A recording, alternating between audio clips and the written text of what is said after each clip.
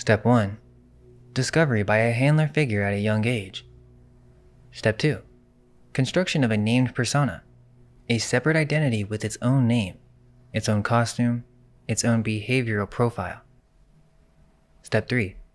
A butterfly and/or Alice symbolism appears, and the branding, the tattoos, the album artwork, the imagery, it shows up after the handler relationship is established. Step 4. A public dissolution, a breakdown, a hospitalization, a very visible unraveling. Step 5. Institutionalization, conservatorship, legal control, or even death. The butterfly marks step 3. Not freedom, containment at peak control. Here are the most famous women in the music industry that you all know who fit this pattern exactly. Whitney Houston was signed at 19 by Clive Davis, who kept a controlling hand in her career for decades. She had a suspicious death in a bathtub at the Beverly Hilton in 2012, and that night, a Grammy party was already running at the same hotel. It continued as scheduled. Her daughter, Bobby Christina, was found in a bathtub 3 years later. Mariah Carey signed to Columbia Records at 18, and she later called it a music prison. Security cameras in every room, armed guards, zero freedom, total control of her image. She named the estate where she was kept Sing Sing, and when she finally left, she named her comeback album Butterfly. We all know the Britney Spears story. Well, she got a butterfly tattoo in 2003. She described herself, at the height of her commercial control, as a sort of child robot. Beyoncé publicly named a second personality she accesses on stage. She called it Sasha Fierce. And she described exactly how the switch works. Usually, when I hear the chords, when I put on my stilettos, then Sasha Fierce appears, in my posture and the way I speak, and everything is different. Rihanna was 16 when Jay-Z signed her to Def Jam. Under my umbrella? Do you see the meaning? In Miley Cyrus. This is probably one of the best Monarch examples if you know her full history. Obviously, she's Hannah Montana. That's her Alice.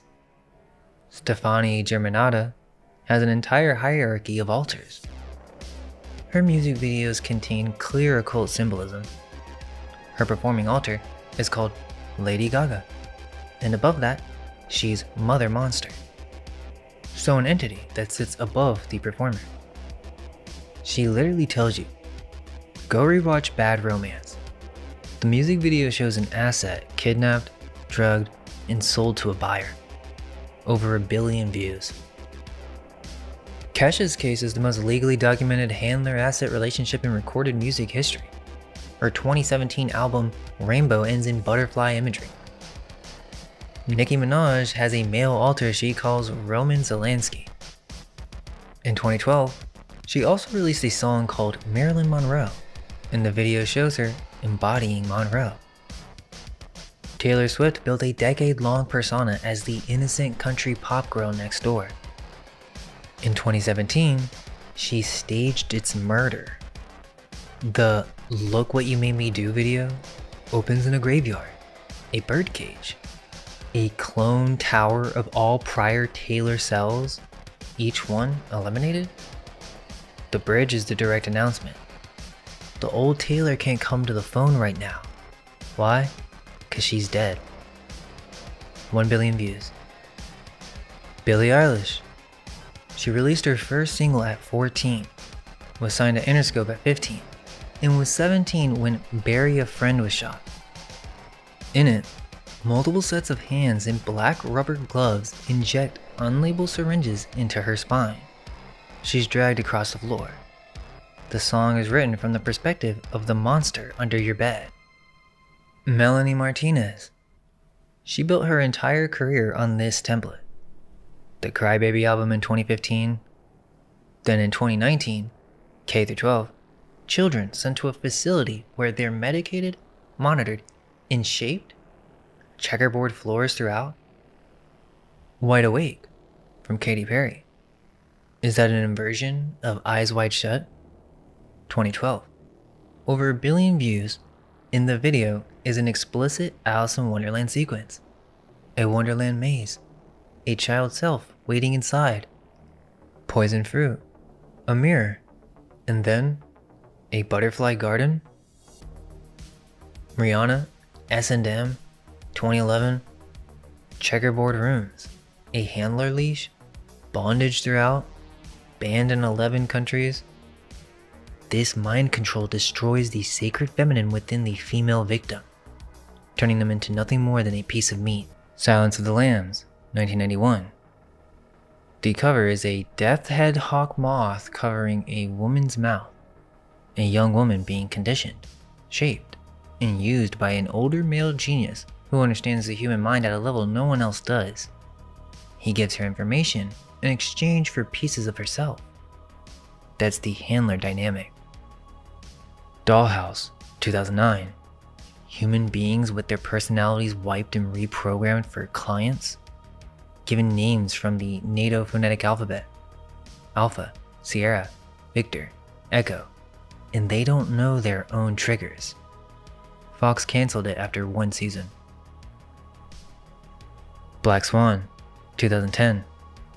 A dancer loses herself in a role, and a second personality emerges that can do things her primary self cannot. Special abilities. The transformation is treated as an achievement. Nita's bedroom has butterfly posters and a white rabbit next to the window. Those aren't random design choices. A Clockwork Orange, 1971, Kubrick. The government straps Alex down, forces his eyes open, drugs him, and subjects him to aversion conditioning until his personality is fundamentally altered. They don't punish him, they reprogram him. And Kubrick showed you the exact method, step by step. That was 1971, 2 years before MKUltra was officially ended. The Butterfly Effect, 2004. A man discovers he has suppressed entire traumatic episodes from his childhood with no conscious memory of them. When he learns to access those memories, he finds versions of himself that he never knew existed. The whole film is built on one idea. The childhood events you don't remember are the ones shaping everything.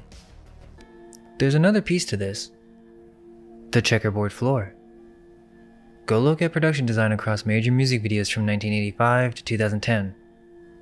The black and white checkerboard floor appears with a frequency that cannot be accidental. Madonna, Michael Jackson, Katy Perry, Britney Spears, countless more. The same visual across decades of elite entertainment production. This is obviously Masonic. It goes back to 1717.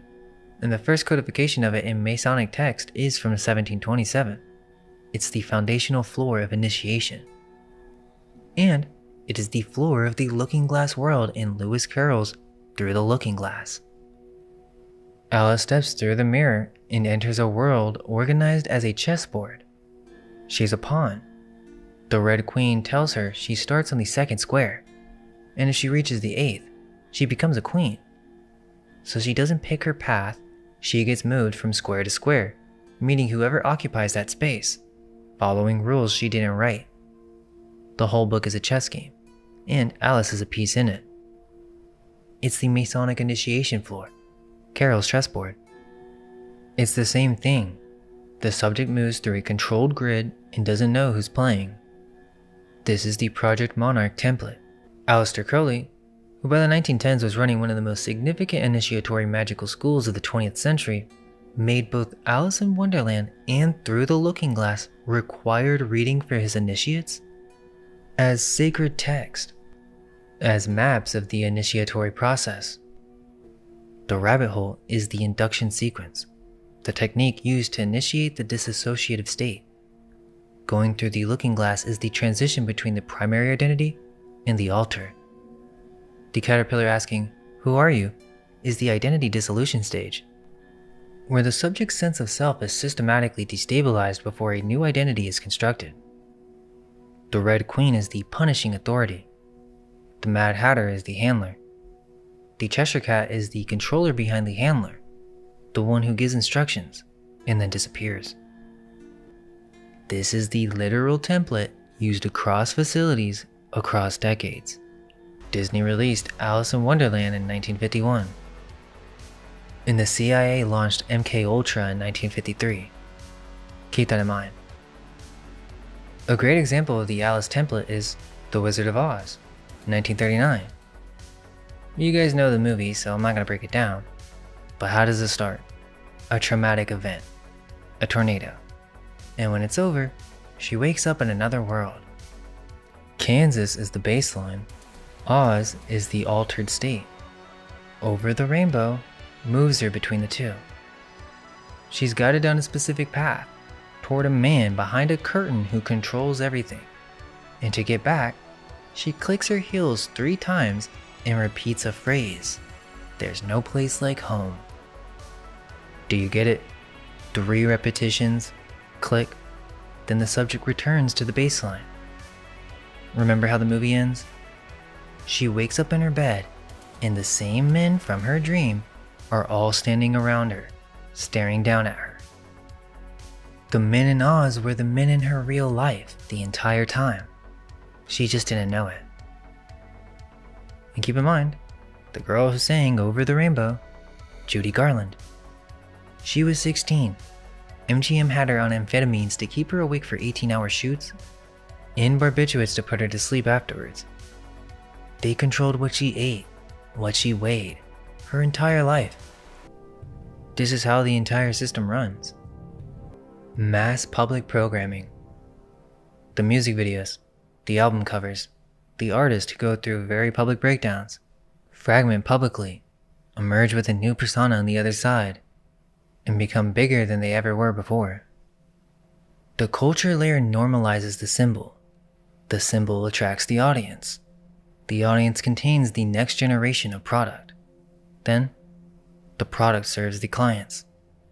The clients stay owned, the system stays running. So the idea is, MK Ultra did not end in 1973. It evolved. It morphed. And honestly, I worry the system realized they didn't need to just have individuals in the club. It could just cast them and program them. Celebrities with trigger personalities they don't know exist. The only way to stop this is with knowledge. It's time to wake up.